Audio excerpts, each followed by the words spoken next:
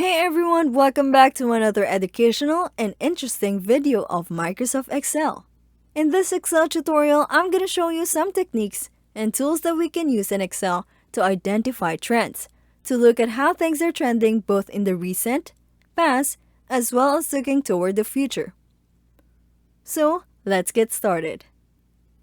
As you can see, I'm in a spreadsheet called Game Sales, and this spreadsheet tracks the total number of items sold each month for a small business that sells board games and card games. It also tracks the earnings that came from those sales, and you can see each month is listed separately here. So the first thing I would like to do is add a chart here at the right. And I'd like this chart to show the trend. How are the earnings trending for this company? In a previous video, I showed some quick and simple techniques for adding charts to Excel. And if you haven't watched that video already, please do so. But in this tutorial, I want one specific kind of chart, this kind here. That's a line chart or area chart, and the reason why is this kind of chart is particularly good for showing changes over time or trends. But before I add that, it's helpful to first select your data that you would like charted. So I'm going to click and drag on earnings all the way down to the bottom of the data that I would like charted. Next, I'm going to hold the Control key on the keyboard.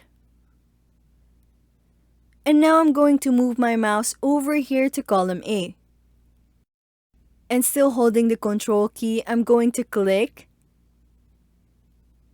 and drag from the word month all the way down to the bottom of the data. Now I can release the Control key. Now I can simply go up here to the Charts group and select Line Chart. There's a bunch of different ones I could choose, but I'm gonna stick with this particular kind here, Line Chart. I click it, and it shows me a nice chart of the earnings for this small business. I'm just going to move that chart over to the right a little bit, and let's take a look at it. So this gives me some good information about the trends, at least the trends as of 2018. You can see that the earnings are building somewhat over time, but there are these dips as well. So to help us get a sense of where things are headed, something we can do is click on the line. When you do, you can see that it highlights the line and it also highlights the different data points. Each of these points is an earnings amount from the data here at the left. Now I can carefully right-click on the line and choose Add Trend Line. Look what happens when you do that. First of all, you get a panel that opens on the right. And if I scroll horizontally a little bit, you'll be able to see this better. You can see that the trend line has been added to my chart. So this helps me get a sense of how things are trending even though there are ups and downs. It looks like the trend is gradually up. Now let's look at the panel that opened on the right side. You can see that there are different options here. For example, there's exponential instead of linear trend line. You could do an exponential trend line. And to be honest, I don't totally understand the difference between the two other than exponential is more curved and linear is straight. There's also logarithmic polynomial, and I think these are all basically statistical terms. So if you've taken statistics, you probably understand this part much better than I do. And I think I'm gonna stick with linear. With linear selected, if I browse down the panel a little ways, look at what I can do. There's a forecast option, and I can forecast forward, let's say 5 periods. I tap enter on the keyboard, and you can see what that did. It adjusted my chart to include a forecast of 5 more months. I could change that to, let's say, 20 periods. Let's look at that. So now you can see the trend line and how it's dramatically going up. If we change it to exponential, it looks similar, but there are some differences. Now, as you're doing this, as you are looking at trends and future forecasts, Notice that there are some other options down here. There's a set intercept. If you understand what that means, go for it.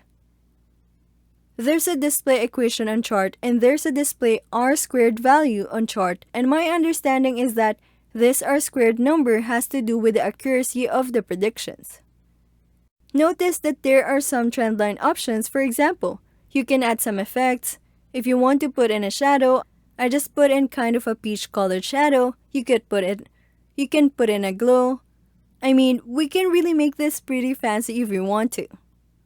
I'm actually going to take that off, and there are also some color options. I can change it from blue to red to black, whatever color I want that line to be.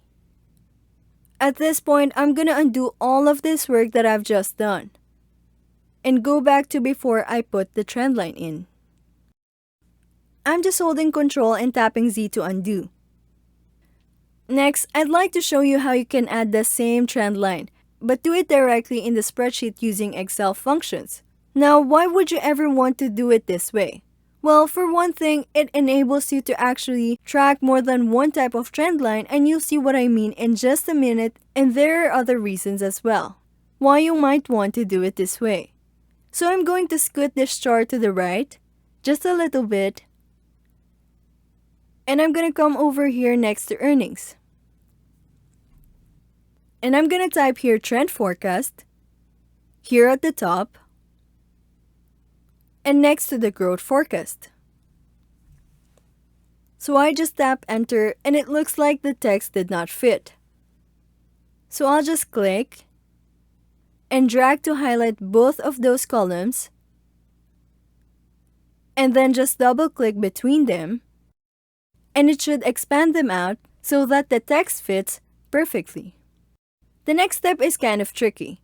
Now before I do this next step, we need to think about this.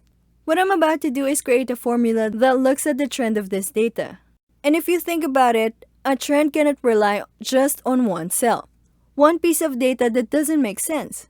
How can you have a trend based on one thing? And so, for that reason, I can't just select cell D3 in this case and type in my formula. Instead, I have to click and drag to highlight the entire range to the right of my data.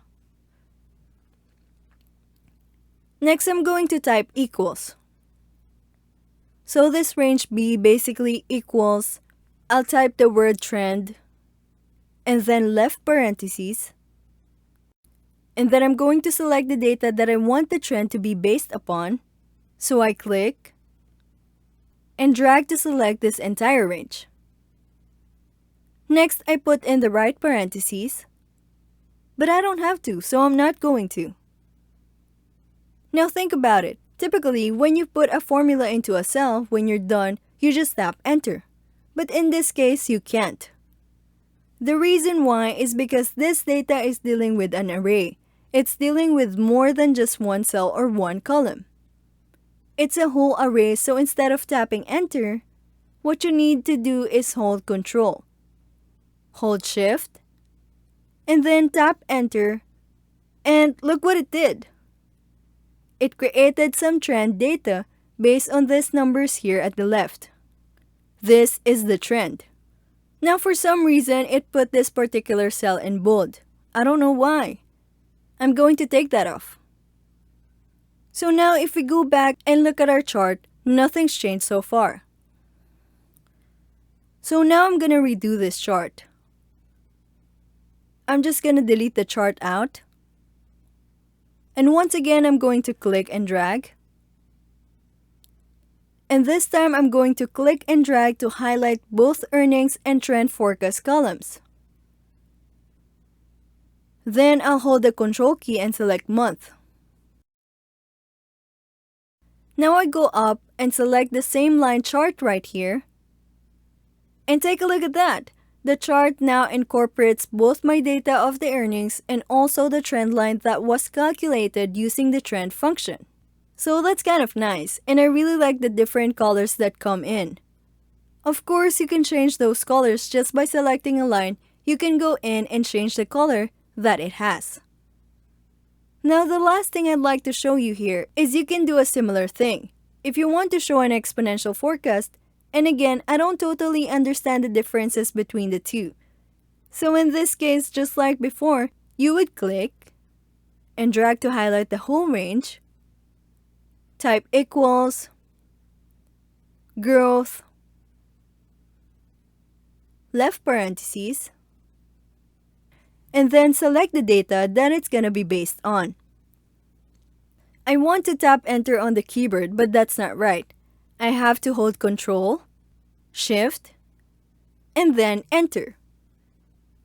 There's my data. And now if I create that same chart again, this time by clicking and dragging to highlight all the data I want included, and then hold Control because I don't necessarily need the item sold. I'll just go here to month, and I'll click, and drag to get month, go to the same chart and click. So now you can see 3 separate lines, each one marked differently. Earnings in blue, trend forecast in orange, and the growth forecast in gray. Now, if you remember when I right-clicked to add a trend line, it gave me the option of looking ahead, looking forward, 5 months, 10 months, 20 months. So what if I wanted to do that with this other method that I just showed you of using an Excel function? To do that, we're gonna have to first change this data. So this data here, if you look carefully, it's actually based on formulas. We need to change it to values only. And one way to do that is to click and drag to highlight the whole range and then put your mouse at the very bottom edge of that range and right-click. And just drag down a little bit or left or right, doesn't matter. And then right back on top of itself. And the way Excel interprets that is that we have to copy this data back on top of itself. However, this time we're gonna copy as values only. So I select that. So now if I click here, you can see this is not based on a formula, it's just numbers. Let's do that also with the growth forecast. So I'll click and drag highlight the whole thing. Put the mouse at the very bottom edge, right click, drag down or right, wherever I want to go, and then right back on top of itself. Copy here as values only. So now I can click and drag to get the whole range, and I can go to the lower right corner of the range. And you can see the autofill handle is there. If you've watched my previous tutorials, you know all about the autofill handle, but you put your mouse right on that and click and drag. And I'll extend this out, maybe 5 or 6 more months, maybe 7. Let's go. And it's now making some forecasts based on the trend. Let's do the same here with the growth or exponential data. Lower right corner, click and drag down, and there we go. And now I can also do a similar thing with the months to extend that out. And now if I click on the chart, you can see what I need to do here. I need to extend this range down to include all of this new data in my chart. And there you have it. Now we have a chart that is based purely on the data in this spreadsheet. Yes, I did use a couple of functions, trend and growth, but this chart is dependent on the numbers here at the left. So we've looked at 2 different ways to create a chart that tracks recent trends and forecasts for the future. We looked at the much easier method of simply right-clicking on the chart and adding a trend line. Thanks for watching! I hope you found this tutorial to be helpful. If you did, please click the like button below and definitely do subscribe to my YouTube channel for more videos about software tutorials. And when you do subscribe, please click the bell next to the subscribe button. If you do that, you'll be notified whenever I post another video. If you'd like to support my YouTube channel, consider using that super thanks button, and that would really mean a lot to me. Thanks again, peace.